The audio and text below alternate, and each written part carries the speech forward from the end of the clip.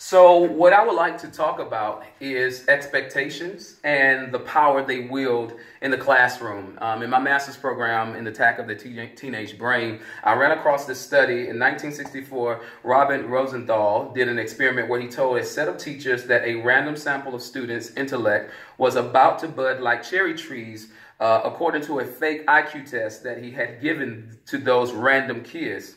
Because teachers believed that this was the case, they treated those students differently. Teachers gave them more time on tests, touched and interacted with them more, and smiled at them frequently. As a result, these students' IQs grew simply based off the expectations of their teachers.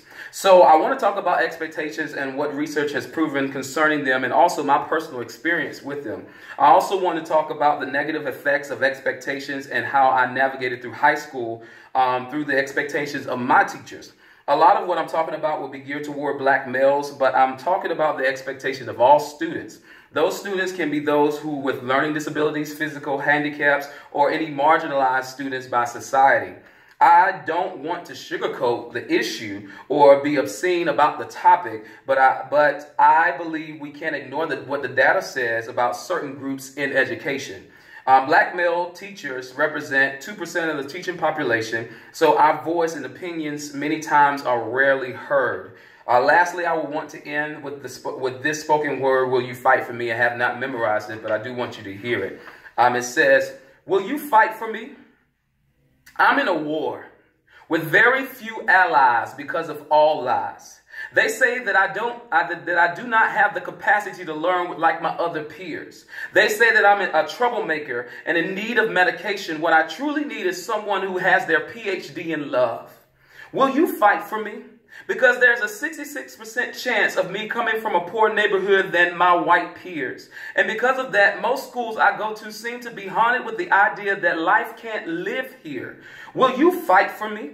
Because many don't expect me to rise from the ashes of slavery, systemic racism, and low expectations. Will you be the hand like vice grips refusing to let me become a falling star?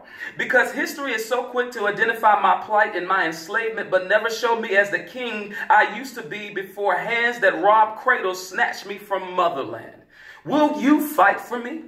They say that they are trying to close the achievement gap, but the only gap that needs to be reached is the one between ears and lungs. Will you fight for me? Because though I make up only 9% of kindergartners, I make up 48 to 50% of suspensions. And in some districts, I am more than 10 times as likely to be arrested for the same crime when my skin is brown.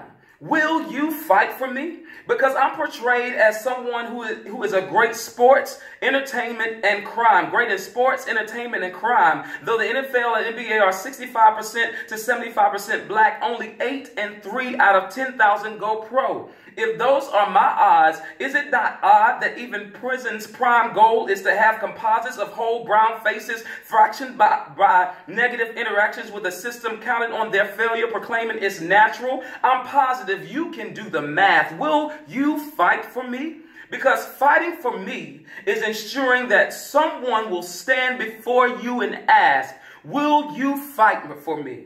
Because if you don't, who will fight for me? Thank you.